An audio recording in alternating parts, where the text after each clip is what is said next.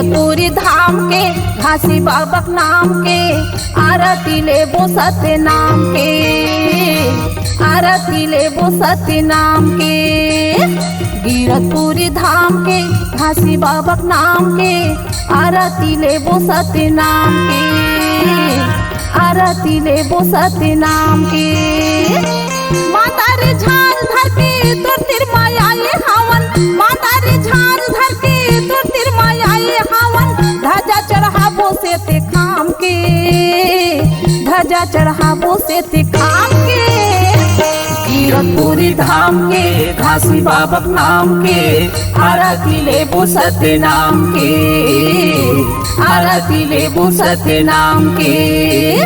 गिरतपुरी धाम के घासी बाबा नाम के आरती लेबो सत्य नाम के, आरती लेबो सत्य नाम के।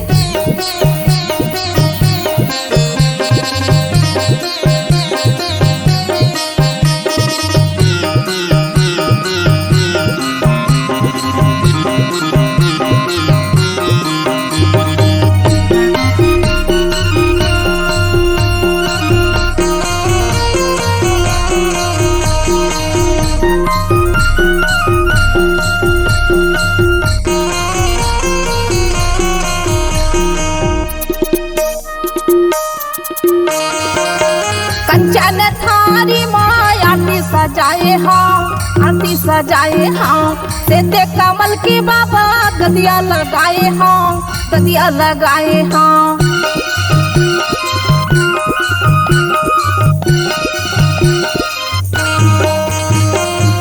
कंचन थारी माँ आरती सजाए हाँ, आरती सजाए हाँ।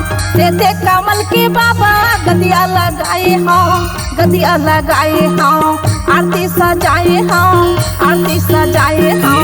गदिया लगाए हाँ, गदिया लगाए हाँ। हे सत्य पुरुष पिता आके विराजा हो, हे सत्य पुरुष पिता आके विराजा हो।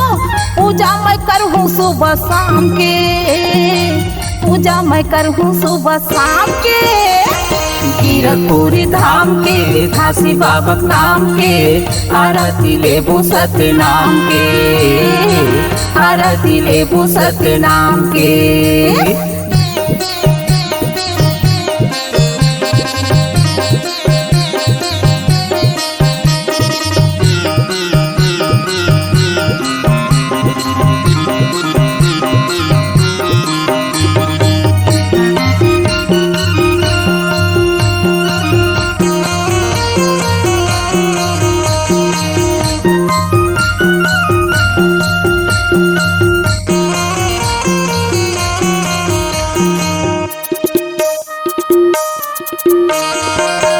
जोड़ा नरियर चढ़ावा पान फूल पतरी, पान फूल पतरी। आगे समाजा बाबा ये तना भीतरी, ये तना भीतरी।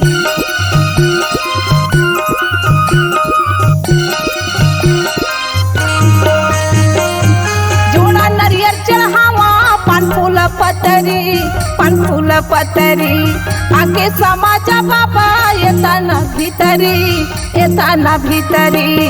पान फूल पतरी, पान फूल पतरी। ये तना भीतरी, ये तना भीतरी।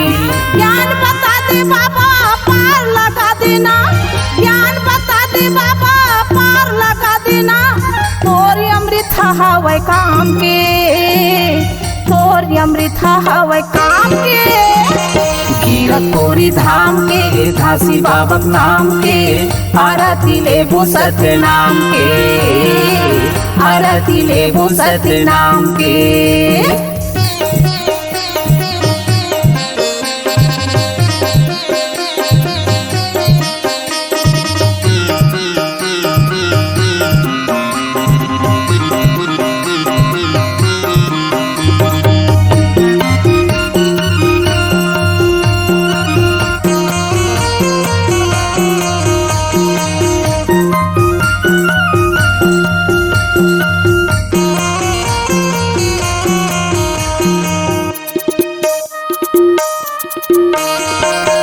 सबके झलक दिखा दे बांध दे चारों कोना, बांध दे चारों कोना। इहा धन चला बाबा ककरो ना जादू टोना, ककरो ना जादू टोना।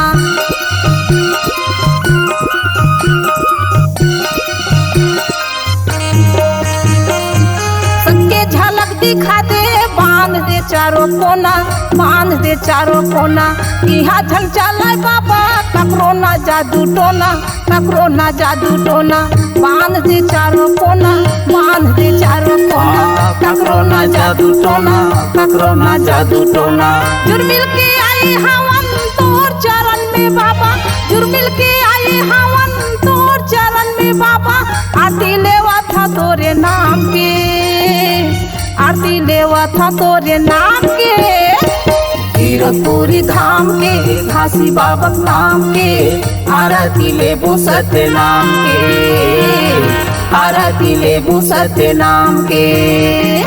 मादर झांझ धर के तो तिर मायाले हवन, मादर झांझ धर के तो तिर मायाले हवन।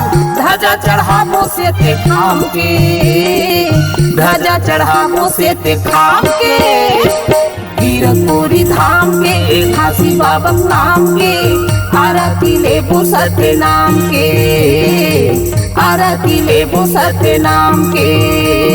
कीरतपुरी धाम के घासी बाबा नाम के, आरती लेबो सत्य नाम के, आरती लेबो सत्य नाम के, आरती लेबो सत्य नाम के, आरती लेबो सत्य नाम के, आरती लेबो सत्य नाम के। केकेटी रिकॉर्डिंग स्टूडियो शेरकापुर बलौदा बाजार। ऑडियो वीडियो व प्रचार प्रसार रिकॉर्डिंग हेतु संपर्क करें। मोबाइल नंबर 8435820150 यानी 8435820150। छत्तीसगढ़ी वीडियो देखने के लिए हमारे चैनल को लाइक व सब्सक्राइब करें ताकि हमारे वीडियो पहुंचे आपके पास सबसे पहले।